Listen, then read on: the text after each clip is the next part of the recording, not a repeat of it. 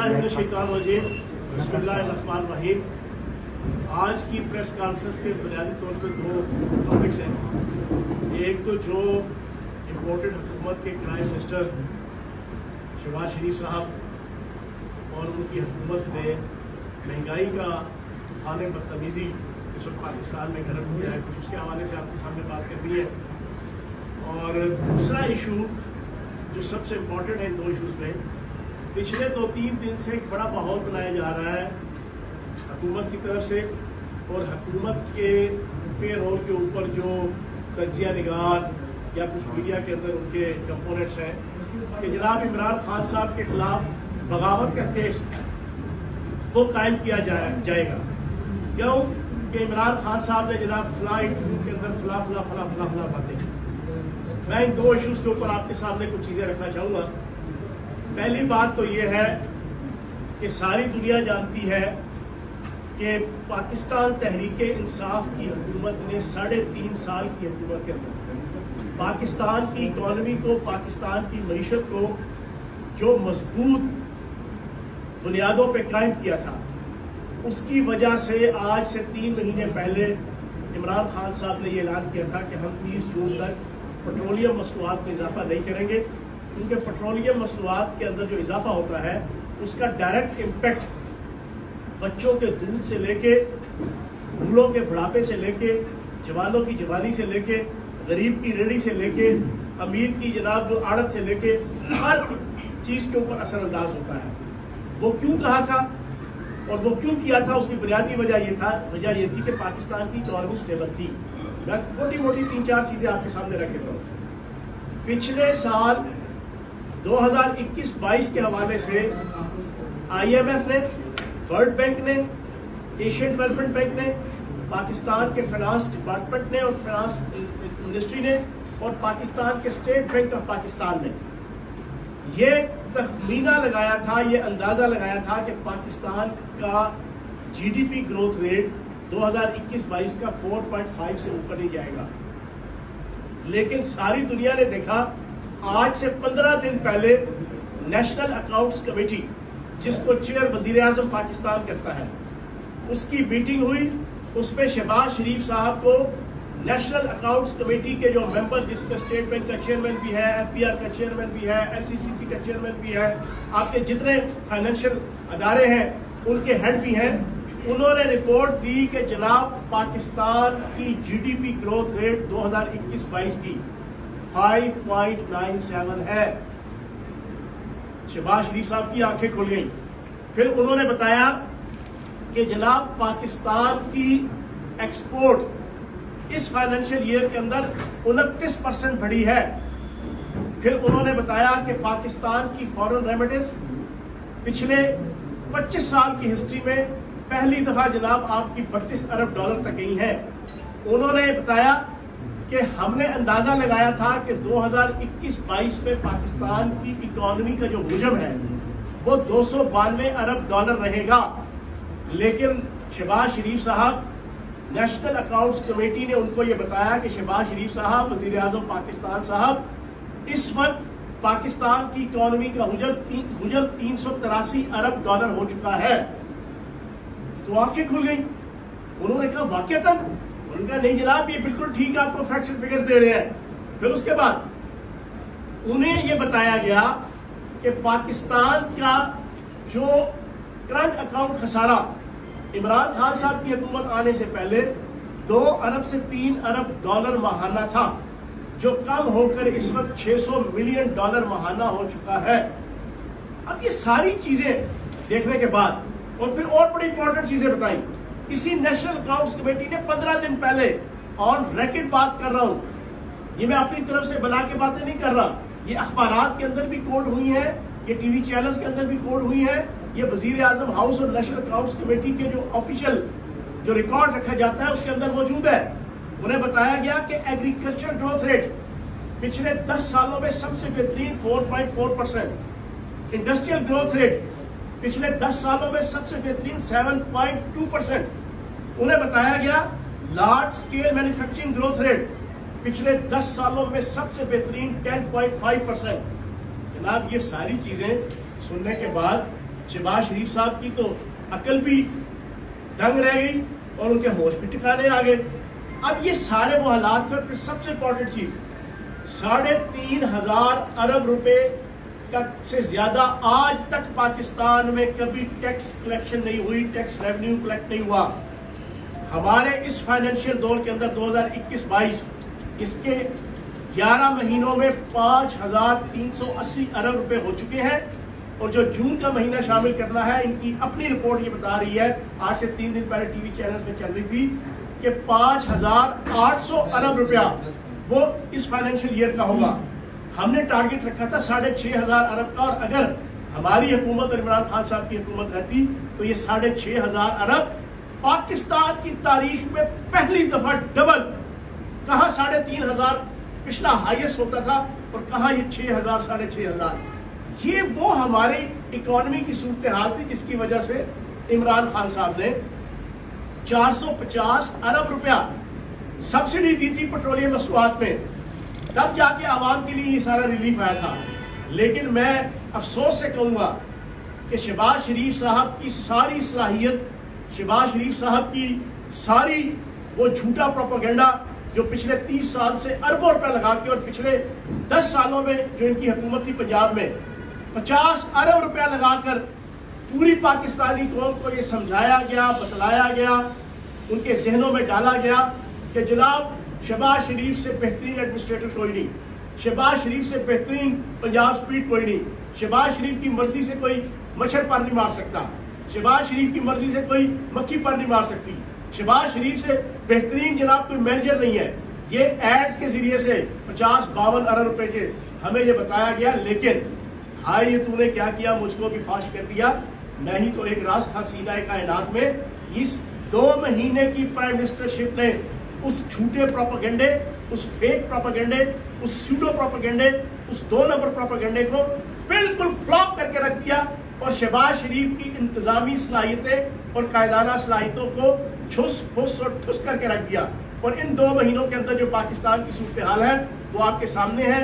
60 रुपया एक हफ्ते के अंदर पेट्रोलियम मसनूआत महंगी, 47% बिजली महंगी, और आज 45% आपकी गैस महंगी, और पाकिस्तान का दिवालिया होने के करीब ये सूरत हाल है। 22 अरब डॉलर का हम ज़र मुबादला छोड़ के गए थे, इस वक्त 9.7 बिलियन डॉलर आपका जनाब ज़र मुबादला रह गया है। ये तो जनाब सूरत हाल है। मैं ये समझता हूँ कि ये जो पेट्रोलियम मसनूआत में इन्होंने इजाफा किया है इंतहाई काबिल मजम्मत है।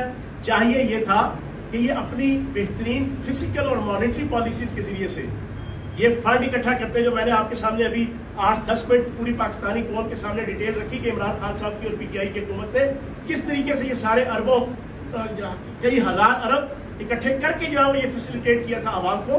तो ये अपनी सलाहियत दिखाते, लेकिन इनके अंदर सलाहियत नहीं थी। इनके अंदर सिर्फ एक सलाहियत थी जो आज तक इन्होंने 2 महीनों में पूरी की। इन्होंने हर 2 नंबर काम अपना उसको जनाब अपने आप को लीगलाइज करवाया, अपने खिलाफ पर्चे जनाब सीधे कर रहे हैं, अपने खिलाफ इंक्वायरियां सीधी कर रहे हैं, अपने मफरूर भाई को पासपोर्ट दे दिया, इसहाक डार को पासपोर्ट दे दिया जनाब, अपने इसहाक डार के घर को जो FIA ने नीलाम करने का कहा उसको उल्टा रेनोवेट करके उसके हाथ हवाले कर दिया। अपने मफरूर बच्चों को सुलेमान शहबाज और आपके जनाब हुसैन नवाज, हसन नवाज, उन्हें सरकारी दोनों में ले जाया जा रहा है। क्राइम मिनिस्टर की भतीजी जो खुद क्रिमिनल है, मुजरिमा है, उसको वजीर आजम का प्रोटोकॉल और सिक्योरिटी दे दी गई। इसी तरीके से हर 2 नंबर काम, इधर बिजली महंगी, इधर गैस महंगी, इधर पेट्रोल महंगा। अपने जनाब वजीर आजम हाउस के अंदर 15-15 करोड़ से लेकर 30-30 करोड़ की सिर्फ स्विमिंग करने की जो इनकी आदतें सानिया है, जो इनका शौक सानिया है शहबाज शरीफ साहब का, उसको पूरा करने के लिए 30-30 करोड़ और 20-20 करोड़ के स्विमिंग पूल की रेनोवेशन हो रही है। तो जनाब इन अलियों तलियों को छोड़ के मैं मुतालबा करूंगा 22 करोड़ पाकिस्तानियों की नुमाइंदगी करते हुए कि फौरी तौर पर पेट्रोलियम मसनूआत का इजाफा वापस किया जाए। दूसरा सबसे इंपॉर्टेंट इशू, कहते हैं इमरान खान साहब ने इंटरव्यू दिया, उसके अंदर उन्होंने कहा कि आलमी ताकतें जो है वो पाकिस्तान के 3 टुकड़े करना चाहती हैं। जनाब बड़ी गलत बात कह दी, और उन्होंने कहा कि पाकिस्तान दिवालिया होने के करीब है, और आलमी ताकतें और मुल्क दुश्मन ताकतें ये चाहती हैं कि पाकिस्तान दिवालिया हो। दिवालिया होने के बाद फिर जिस तरीके से यूक्रेन के ऐसे मामला डील किए गए थे कि उनके सामने ऑप्शन रखे गए थे کہ آپ اپنے اٹامک پروگرام، اپنے اٹامک ارسنلز، اپنے نیوکلیئر میزائلز اس سے دستبردار ہو جائیں، اور ہونے کے بعد ہم آپ کا جناب قرضہ بھی جناب بیل آؤٹ پیکج دے دیں گے، آپ کو قرضہ بھی معاف کر دیں گے اور آپ کے لیے آسانیاں پیدا کر دیں گے۔ خان صاحب نے پوری ہسٹری کے ساتھ ایک چیز رکھی، اس کے اوپر بڑا شور اور بڑا واویلا، حالانکہ یہ بات 1995 سے سٹارٹ ہوئی ہے۔ میں پوری پاکستانی قوم کے سامنے اس پریس کانفرنس کے ذریعے سے رکھوں گا، 1995 کے اندر پہلی امریکن این جی او تھی جس نے یہ تھیسس پیش کیا تھا، جو اس وقت اخبارات کے اندر، ہر بڑے اور چھوٹے اخبارات کے اندر، میں بھی اس وقت آرٹیکل لکھا کرتا تھا ایک لیڈنگ اخبار کے اندر، ہم نے بھی اس کے اوپر کئی آرٹیکلز لکھے تھے، اور اس وقت سے لے کے آج تک electronic media, print media, social media کے اندر ہزاروں دفعہ یہ چیز ڈسکس بھی ہو چکی ہے، اس پہ آرٹیکلز بھی لکھے جا چکے ہیں، اس پہ انٹرویوز بھی ہو چکے ہیں، اور اس وقت ابھی جو پوری پاکستانی قوم سن رہی ہے، اپنے اپنے موبائل کے اوپر گوگل پہ چلے جائیں، ڈی نیوکلیئرائزیشن آف پاکستان آپ لکھ دیں، آپ کے سامنے ہزاروں کلپس آ جائیں گے، فاکس نیوز کے، سی این این کے اور تمام انٹرنیشنل ٹی وی چینلز کے، جس کے اندر ان کے تجزیہ نگار عالمی طاقتوں کے، ان کے سرکاری عہدیدار جو پلان، جو پالیسی دے رہے ہیں اس ایشو کے حوالے سے، وہ آپ کے سامنے آ جائے گی۔ 1995 سے یہ پالیسی آئی ہوئی ہے۔ وہ کیا پالیسی ہے؟ وہ پالیسی یہ ہے کہ ایٹم بام رکھنے والا پاکستان، ایٹم بام رکھنے والا اسلامی ملک، نیوکلیئر ارسنلز رکھنے والا اسلامی ملک، میزائل ٹیکنالوجی رکھنے والا اسلامی ملک، دنیا کی سب سے امپورٹنٹ جیوگرافیکل سٹیٹس رکھنے والا اسلامی ملک، اس سے لڑائی نہیں کی جا سکتی، اس کو نقصان پہنچانے کا یا اس کو ناکام اور نامراد، نعوذ باللہ معاذ اللہ کرنے کا ایک ہی طریقہ کار انہوں نے طے کیا کہ اس کو اکنامکلی اتنا ڈی اسٹیبلائز کر دو کہ یہ اپنے پاؤں پہ نہ کھڑا ہو سکے اور اس کا دیوالیہ ہو جائے، اور جب یہ دیوالیہ ہو جائے تو پھر اس کے بعد عالمی طاقتیں اور عالمی ادارے وہ اس کے ساتھ ڈیل کریں گی، اور ڈیل کی صورت میں سب سے پہلے وہ پاکستان کے نیوکلیئر پروگرام سے جو ہے وہ اس کو دستبردار کروائے گی، اور اس کو دستبردار کروانے کے بعد پھر ساری پالیسی اور اسٹریٹجی یہ تمام الیکٹرانک میڈیا، پرنٹ میڈیا کے اندر، انٹرنیشنل، نیشنل، ریجنل لیول پہ وہ ساری دنیا کے سامنے ہے۔ یہ پاکستان دشمن طاقتوں کا یہ پلان ہے۔ میں نے آپ کے سامنے جو اکنامیکل پوزیشن رکھی، جو ساری دنیا مان رہی ہے، جو نیشنل اکاؤنٹس کمیٹی جس کو شہباز شریف نے وزیر اعظم کی حیثیت سے چیئر کیا ہے، اس کے اندر تسلیم کیا گیا کہ یہ ساری چیزیں ٹھیک ہیں۔ 2 سال کے کرونا وائرس کے پینڈیمک کے باوجود 3.5 سال اس آل پاکستان لوٹ مار ایسوسی ایشن اور اس انجمن غلامان امریکہ جو اس وقت حکومت کی صورت میں موجود ہے، ان کی 3.5 سال کی اپوزیشن کے باوجود ہر روز short march, long march, destabilisation حکومت کی، اس کے باوجود پاکستان اکنامکلی مضبوط ہوا۔ 3.5 سالوں میں پاکستان کی اکانومی بہتر ہوئی، پاکستان کے تمام میکرو لیول انڈیکیٹر اکانومی کے وہ بہترین اور ٹاپ کلاس ہوئے۔ پاکستان کا ٹیکس کلیکشن ہسٹری میں 3,500 سے 6,000 ارب تک گیا۔ یہ سارا کچھ کیوں ڈی اسٹیبلائز کیا گیا؟ یہ ساری اتنی اچھی پرفارمنس کے باوجود حکومت کو کیوں ہٹایا گیا؟ اس کے پیچھے یہی ایجنڈا ہے کہ پاکستان کو ڈی اسٹیبلائز کرو، پاکستان کی اکانومی کو ڈی اسٹیبلائز کرو، پاکستان کی معیشت کو، معاشرت کو۔ جب اس کو ڈی اسٹیبلائز کرو گے تو اس کا پہلا نقصان پاکستان کی فوج کو، پاکستان کے اداروں کو، پاکستان کی ریاست کو ہوگا، اور جب ان کو نقصان ہوگا اس کے بعد عالمی ملک دشمن طاقتیں پاکستان کو اپنی مرضی کے مطابق جو ہے نا پھر ڈیل کریں گی۔ اس پورے انٹرویو کے اوپر یہ کہتے ہیں، کون کہتا ہے کہ جناب بغاوت کا مقدمہ، یہ آپ کا بلاول زرداری ہے۔ اس کا بیان یہ میں ٹی وی چینل سے اور اخبارات سے اٹھا کے آپ کے سامنے رکھ رہا ہوں، آج سے کچھ ماہ پہلے ہی۔ اس نے کہا بنگلہ دیش بنا، کل سندھو دیش بنے گا، پھر سرائکی دیش بھی بن سکتا ہے۔ یہ بلاول زرداری تقریروں میں بولتا رہا ہے۔ کون کہہ رہا ہے پاکستان کے اوپر بغاوت کا پرچہ، عمران خان کے اوپر بغاوت کا پرچہ؟ یہ بلاول زرداری، یہ چھوٹو زرداری، اس کا باپ آصف زرداری، ان کا پپٹ جناب آپ کے مراد علی شاہ، اور وہ مراد علی شاہ جس کا اگلا بیان دیکھ لیں، اسمبلی کے اندر کھڑے ہو کے کہتا ہے ہمیں پاکستان کا حصہ سمجھو، ایسے حالات پیدا نہ کرو کہ کچھ اور سوچیں۔ یہ مراد علی شاہ یہ کہتا ہے کہ عمران خان کے اوپر بغاوت کا پرچہ کاٹا جائے۔ اور کون کہتا ہے بغاوت کا؟ یہ جناب بلاول زرداری صاحب کی، یہ آپ کے سامنے، پہلے بنگلہ دیش بنا تو اب فلاں بنے گا، فلاں بنے گا، فلاں بنے گا۔ اور پھر کیا کون رہا ہے؟ وہ نون لیگ، وہ بیگم صفدر امان، جس کا پپٹ اور جس کا فرنٹ مین میاں جاوید لطیف، جس نے ساری دنیا کے سامنے پچھلے سال کہا کہ اگر نواز شریف کو کچھ ہوا، اگر بیگم صفدر امان کو کچھ ہوا تو ہم پاکستان کھپے کا نعرہ نہیں لگائیں گے، جو آج وزیر بنا ہوا ہے، وہ کہتا ہے کہ عمران خان کے اوپر بغاوت کا پرچہ۔ کس عمران خان کے اوپر؟ جس عمران خان نے ناموس پاکستان کا جھنڈا اٹھایا، جس عمران خان نے ناموس پاکستانی عوام کا جھنڈا اٹھایا، جس عمران خان نے ہمیشہ پاکستان کو انٹرنیشنل لیول پہ وکٹری کے سٹینڈ کے اوپر کھڑا کیا۔ کس عمران خان کے خلاف پرچہ کاٹا جائے؟ جس عمران خان نے پاکستان کی عوام کی عزت اور غیرت، اس کی سربلندی کا جھنڈا اٹھایا، جس عمران خان نے پاکستان کو اکنامکلی اتنا مضبوط کیا، جس عمران خان نے انڈیا کے مودی کے ساتھ کسی انٹرنیشنل فورم میں کونوں خدروں میں جا کے کھسر پسر نہیں کی، جس عمران خان نے امریکہ کو صاف کہا کہ ہم اسرائیل کو تسلیم نہیں کریں گے جب تک فلسطینیوں کو ان کا جائز حق نہیں مل جاتا، جب تک فلسطینیوں کو ان کا جائز کوئی سولوشن نہیں مل جاتا، اس عمران خان کے خلاف بغاوت کا پرچہ کرو گے؟ تم اپنے گریبان میں جھانکو، اتنی نہ بڑا پاکی دامہ کی قائد، دامن کو ذرا دیکھ، ذرا بندے کبا دیکھ۔ تو جناب والا کان کھول کے سن لیں، جو لوگ یہ کہہ رہے اس انجمن غلامان امریکہ کے لوگ کہ عمران خان کے خلاف بغاوت کا پرچہ ہوگا، عمران خان پاکستان کا ہیرو ہے۔ عمران خان نے ان تمام چوروں، لٹیروں اور نوسر بازوں کی سازش کو بے نقاب کیا، یہ ساری چیزیں بتا کے، اور یہ کوئی پہلی دفعہ بے نقاب نہیں کیا۔ 1995 سے لے کے آج تک پی سی او لوگ جو ہے نا اس پاکستان کے اندر درد دل کے ساتھ بھی اور بغض پاکستان کے اندر بھی یہ بات کر چکے ہیں۔ اور آپ کے سامنے ایک اور چیز رکھ دوں، میں پوری پاکستانی قوم سے پوچھوں گا، 2011 میں مرزا ذوالفقار، آصف زرداری کا رائٹ ہینڈ، آصف زرداری کا 2013 اور 2008 سے 2013 کا وزیر داخلہ سندھ، ہوم منسٹر سندھ، آج بھی زندہ ہے، آج بھی ان کی بیگم فہمیدہ مرزا MNA ہے۔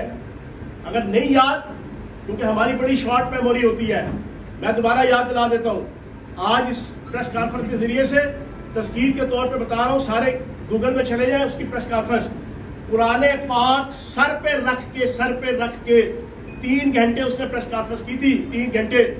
اس پریس کانفرنس کے اندر اس نے قرآن پاک سر پہ رکھ کے کہا تھا کہ مجھے الطاف حسین اور آصف زرداری نے بلا کر یہ کہا تھا کہ عالمی طاقتوں کا ایجنڈا ہے کہ ہم نے پاکستان کو ڈی سٹیبلائز کر کے، ہم نے نعوذ باللہ معاذ اللہ میرے منہ میں خاک، ہم نے اس کو 3 حصوں میں تقسیم کرنا ہے۔